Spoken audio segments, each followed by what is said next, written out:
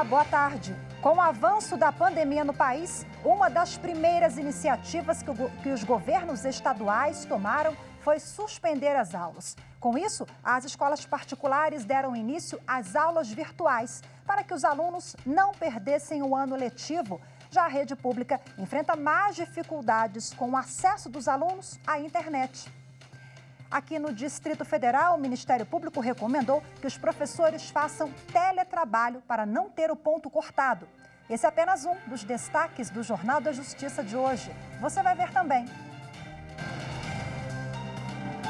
Ministro Celso de Mello, do Supremo Tribunal Federal, nega acesso de Flávio Bolsonaro a depoimento do empresário Paulo Marinho. A defesa do senador pediu ainda que pudesse formular perguntas que achasse pertinentes às investigações. Suspeita de desvio de verba na saúde. Com autorização do Superior Tribunal de Justiça, Polícia Federal cumpre mandado de busca e apreensão em residência oficial do governador do Rio de Janeiro. E ainda, à frente do Tribunal Superior Eleitoral, o ministro Luiz Roberto Barroso diz que Justiça Eleitoral se prepara para fazer as eleições o mais rápido possível após isolamento e que prorrogação de mandato somente em último caso. Nós só cogitaríamos de prorrogação se isso colocar em risco grave a saúde da população e nós não encontrarmos nenhuma alternativa.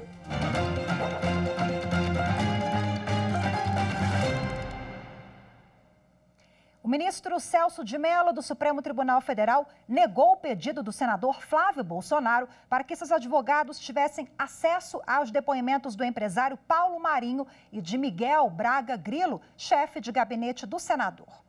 Em uma outra decisão, o ministro Celso de Mello decretou sigilo sobre os depoimentos das duas testemunhas ouvidas no inquérito que apura a suposta interferência política do presidente Jair Bolsonaro na Polícia Federal.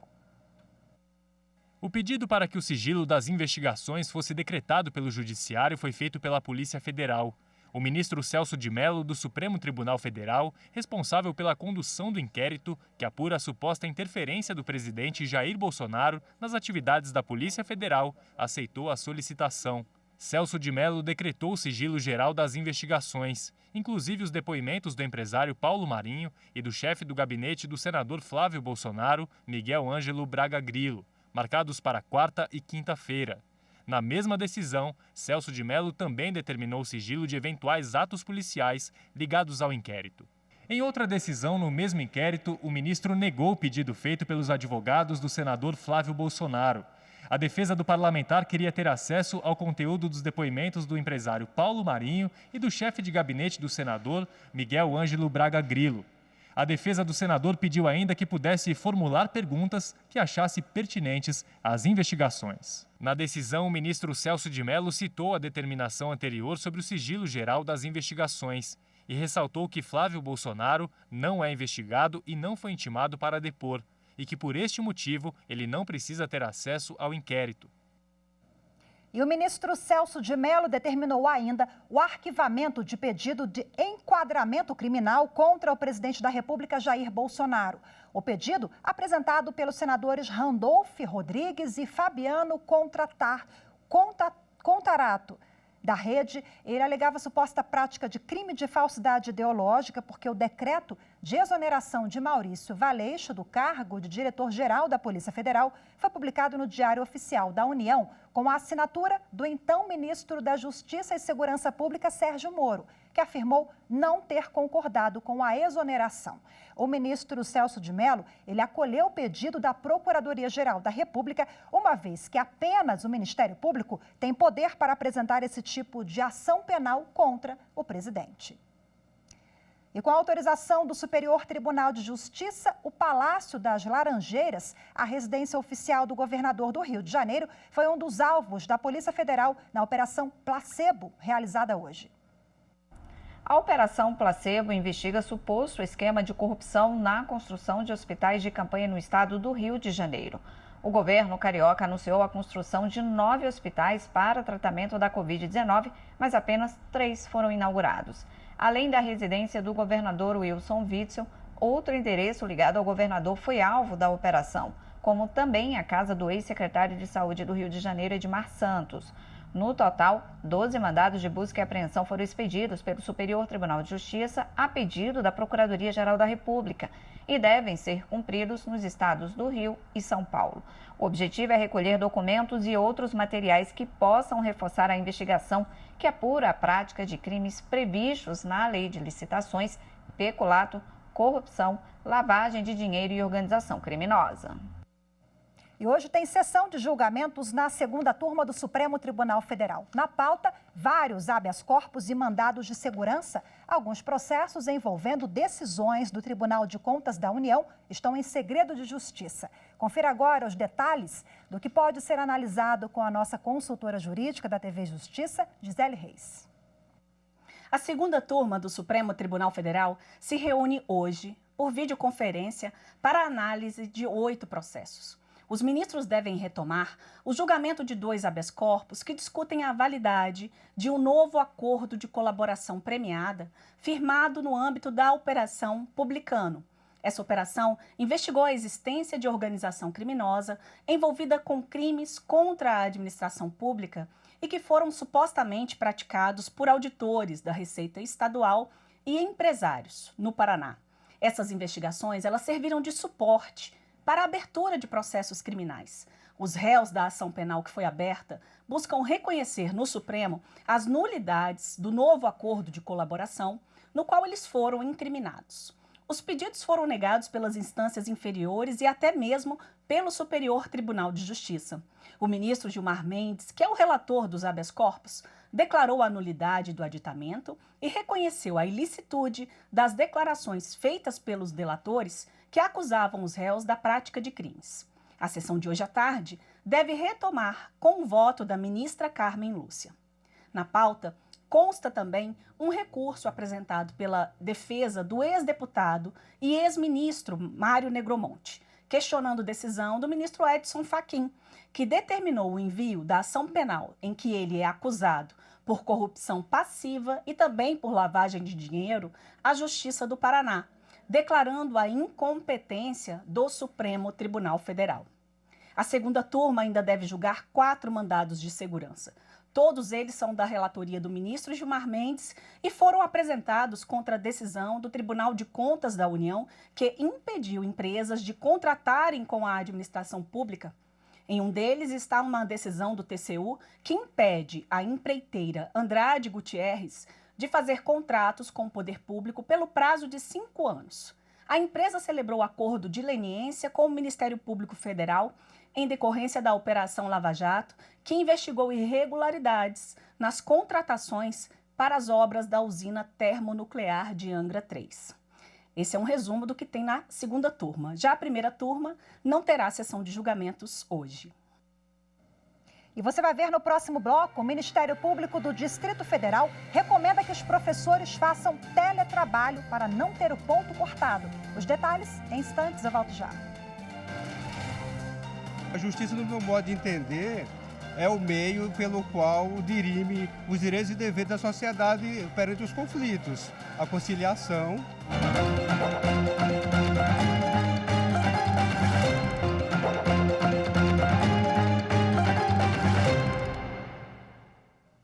O Ministério Público do Distrito Federal e Territórios recomendou que os professores de ensino público eles devem voltar imediatamente ao teletrabalho, sob pena de ter a folha de ponto cortada. As aulas nas redes públicas e privadas aqui do Distrito Federal estão suspensas desde o último dia 31 de maio. A medida é contra uma determinação da Secretaria de Educação do DF que exclui alguns profissionais da educação do regime de teletrabalho. O MPDFT recomendou que os professores voltem imediatamente às funções no regime de teletrabalho enquanto durar a pandemia. Para o Ministério Público do Distrito Federal, professores devem fazer uso de tecnologia para executar as atividades educacionais e minimizar a perda pedagógica durante esse período. Caso a Secretaria de Educação não cumpra com a recomendação, sugere descontos na folha de pagamento e responsabilização administrativa.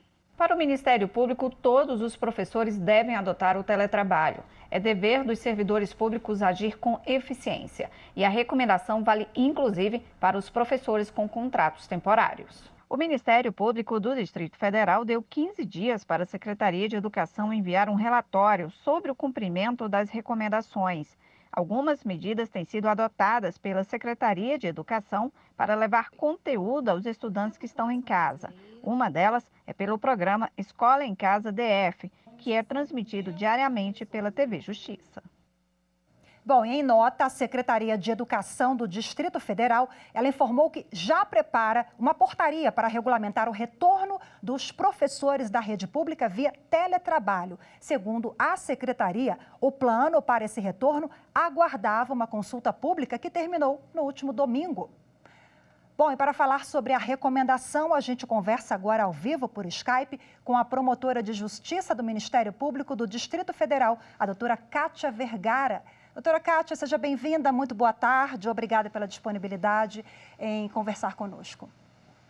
Boa tarde também a todos, é um imenso prazer estar aqui novamente na TV Justiça, para que nós possamos falar um pouco mais do trabalho do Ministério Público do Distrito Federal e Territórios, especialmente nesse contexto tão excepcional que nós estamos vivendo e levando uma informação limpa, clara, objetiva, que é própria da TV Justiça aos telespectadores. Que bom, doutora Kátia, explica para a gente, então, muito obrigada, senhora. Explica para a gente como é que tem sido a atuação do Ministério Público nessa situação, nessa questão do retorno dos professores, porque os alunos da rede pública, eles estão sendo prejudicados, tendo em vista que muitos não têm acesso a computadores, a informática, né? O país sofre com essa questão da exclusão ainda. Bom, especificamente em relação à recomendação,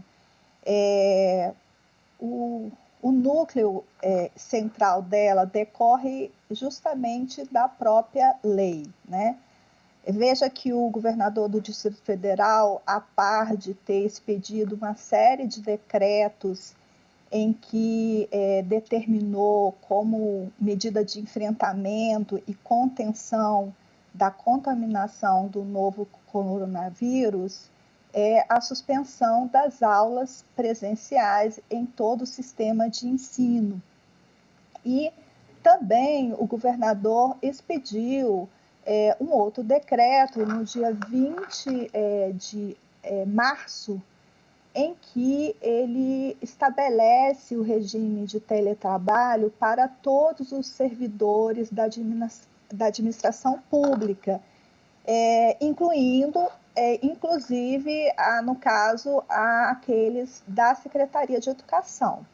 Então, assim, a recomendação, ela decorre da própria lei, que determina que nessa situação excepcional se trabalhe por esse regime remoto, como forma de continuidade das atividades da administração, né? Que no caso da educação é uma atividade essencial em prol dos quase cerca de 460 mil estudantes que nós temos na rede pública de ensino. Doutora Kátia, eu vou pegar esse gancho, né? São mais de 400 mil alunos e eu não poderia deixar de ressaltar aqui a parceria muito produtiva da TV Justiça com a Secretaria de Educação, que transmite videoaulas, né? Que facilita também para que esse conteúdo ele não seja prejudicado, seja dado. E tendo em vista também a Lei de Diretrizes e Bases da Educação, esse conteúdo não só auxilia estudantes aqui no DF, como também de todo o país. Mais uma vez, um braço assim interessantíssimo e muito importante, né? Exatamente. Inclusive, pegando esse gancho e o gancho anterior, quando foi falada dessa realidade, né, em que muitos estudantes mais vulneráveis sequer têm acesso a um computador, a esses meios de tecnologia mais avançados, na verdade, uma forma de se chegar ao ensino a essa população mais vulnerável é por meio das teleaulas. E a TV Justiça, desde o início desse contexto em que vivenciamos, vem sendo parceira da Secretaria de Educação. Nós estamos, enquanto Proeduc, acompanhando todo esse processo. Então, assim, as teleaulas são muito importantes nesse contexto de desigualdade social em que nós vivemos e que temos, e que vem sendo aprofundado ainda mais, né, com essa falta de acesso à educação por muitos dos estudantes da rede pública de ensino. E retomando, é bom lembrar que o Ministério Público do Distrito Federal e Territórios deu 15 dias para a Secretaria de Educação apresentar um relatório sobre a decisão que tomou e como isso será na prática. Eu conversei ao vivo com a doutora Kátia, que é a promotora aqui do MPDFT, Kátia Vergara. Muito obrigada pela participação. Uma boa tarde para a senhora. Muito obrigada. E você vai ver no próximo bloco, o presidente do Tribunal Superior Eleitoral diz que Justiça Eleitoral se prepara para fazer as eleições o mais rápido possível após o distanciamento social e que prorrogação de mandato sobre as eleições ela só vai ocorrer em último caso. Declaração dada ontem pelo novo presidente do TSE, o ministro Luiz Roberto Barroso. Os detalhes você confere em instantes, fique com a gente. Eu acho que justiça é você dar o que merece, sabe, fazer o bem a quem merece. Acho que é mais ou menos isso.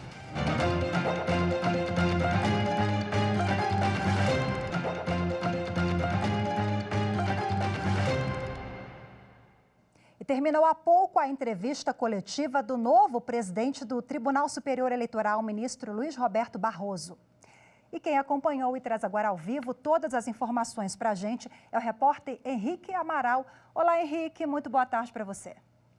Boa tarde a todos. Em entrevista coletiva, o novo presidente do Tribunal Superior Eleitoral, o ministro Luiz Roberto Barroso, falou mais de uma vez sobre o possível impacto da pandemia do novo coronavírus nas eleições municipais marcadas para outubro.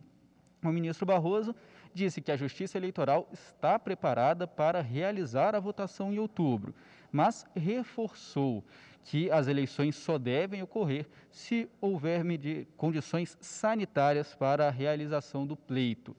Técnicos do TSE vão estudar eleições realizadas em outros países durante a pandemia e avaliar quais medidas adotadas nesses países podem também ser adotadas aqui no Brasil.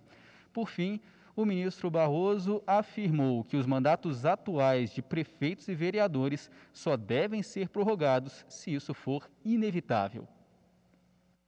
O mandato desses prefeitos e desses vereadores é um mandato de 4 anos, previsto na Constituição. E a periodicidade das eleições e a alternância no poder são 2 ritos vitais da democracia. Eu acho que o limite será as autoridades sanitárias relevantes nos dizerem ao TSE e ao Congresso que há um risco grave para a saúde pública na realização de eleições. Portanto, nós só cogitaríamos de prorrogação, eu digo nós do TSE, mas penso que também seja esse o pensamento do Congresso, de prorrogação, se isso colocar em risco grave a saúde da população e nós não encontrarmos nenhuma alternativa para contornar esse problema.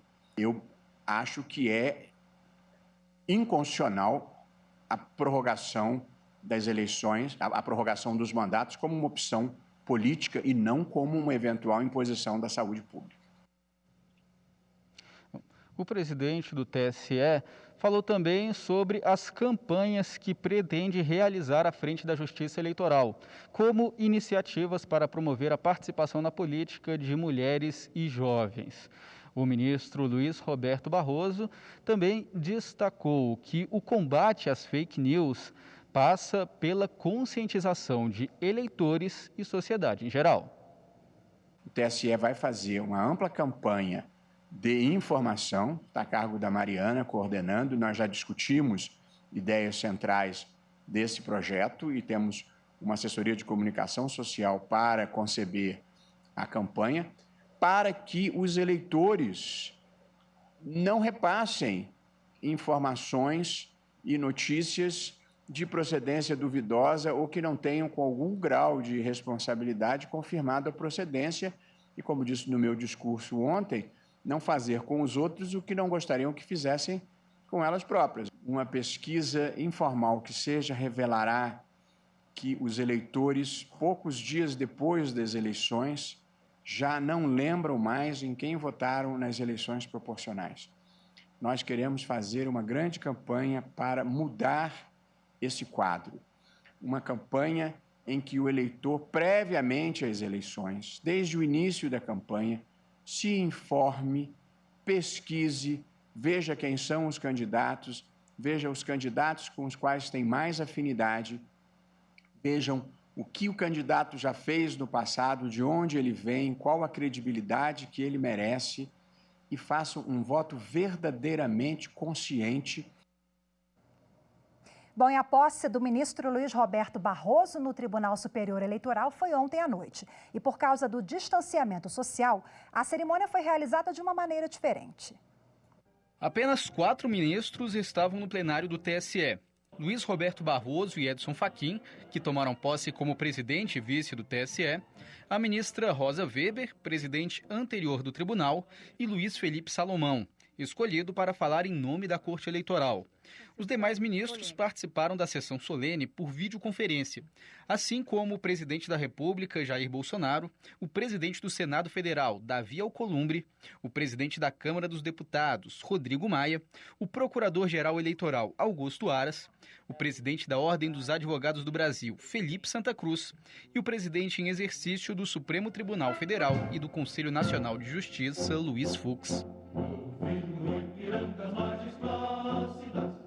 O ministro Luiz Roberto Barroso foi empossado pela presidente anterior do tribunal, ministra Rosa Weber. Declaro empossado no cargo de presidente do Tribunal Superior Eleitoral, Sua Excelência, o eminente ministro Luiz Roberto Barroso, a quem parabenizo mais uma vez, desejando-lhe felicidade e êxito na gestão e certa engrandecerá ainda mais esta casa. Já como presidente do TSE, o ministro Barroso conduziu a posse do ministro Edson Fachin na vice-presidência do tribunal. Declaro empossado, no cargo de vice-presidente do Tribunal Superior Eleitoral, Sua Excelência, o senhor ministro Luiz Edson Fachin. Ao falar em nome da Corte Eleitoral, o ministro Luiz Felipe Salomão ressaltou a importância do TSE para a democracia e elogiou o novo presidente do tribunal. O povo brasileiro olha na direção deste Tribunal Superior Eleitoral em busca de esperança, motor da democracia. O presidente Barroso é um homem de equilíbrio e de esperança. Também tiveram a palavra o procurador-geral eleitoral Augusto Aras e o presidente da Ordem dos Advogados do Brasil, Felipe Santa Cruz. Os dois destacaram a relação entre as eleições e a democracia. As eleições, como um grande momento da nossa democracia, ganham ainda maior relevância. A defesa do direito à vida e à saúde pública passa necessariamente pela manutenção e fortalecimento do regime democrático. Tenho a certeza de que estaremos ombreados na missão constitucional da defesa do Estado Democrático de Direito, assegurando eleições livres, pacíficas e seguras, bem como a fiscalização das prestações de contas de partidos e candidatos. O ministro Luiz Roberto Barroso fica na presidência do TSE até fevereiro de 2022. As eleições municipais marcadas para outubro deste ano, ela fez parte do discurso de posse do ministro Luiz Roberto Barroso. No discurso de posse, o ministro Luiz Roberto Barroso prestou solidariedade às pessoas que estão sofrendo com a pandemia do novo coronavírus, assim como homenageou os profissionais da saúde. O novo presidente do TSE também elogiou o trabalho da antecessora no comando do tribunal, ministra Rosa Weber. A suave discrição da ministra Rosa não deve inibir o reconhecimento que ela merece por ter conduzido de forma impecável ainda que sob ataques injustos, as polarizadas eleições de 2018, nas quais prevaleceu a vontade manifestada pelo povo brasileiro. O ministro Barroso também apresentou 3 objetivos da nova gestão: empoderar as mulheres, atrair os jovens para a política e fazer uma campanha pelo voto consciente. Precisamos despertar em muitas faixas do eleitorado a compreensão de que o voto não é um mero dever cívico que se cumpre resignadamente, mas uma oportunidade de moldar o país e de mudar o mundo. O novo presidente do TSE destacou o trabalho feito longe dos holofotes pela Justiça Eleitoral. Além disso, o ministro Barroso também falou sobre as fake news, um dos grandes desafios enfrentados pelo tribunal. Na medida em que as redes sociais adquiriram protagonismo no processo eleitoral, passaram a sofrer a atuação pervertida de milícias digitais que disseminam o ódio e a radicalização. São terroristas virtuais que utilizam como tática a violência moral em lugar de participarem do debate de ideias de maneira limpa e construtiva. O ministro Barroso também ressaltou que a democracia não é consenso, mas um debate civilizado. Além disso, lembrou a importância da educação como arma do povo e afirmou que o Brasil deve priorizar o combate à pobreza após a pandemia do novo coronavírus. A educação, mais que tudo, não pode ser capturada pela mediocridade, pela grosseria e por visões pré-iluministas do mundo. Precisamos armar o povo com educação, cultura e ciência. E o Jornal da Justiça, primeira edição de hoje, fica por aqui. Você acompanha daqui a pouquinho o especial Coronavírus. A gente se encontra já já. Boa tarde.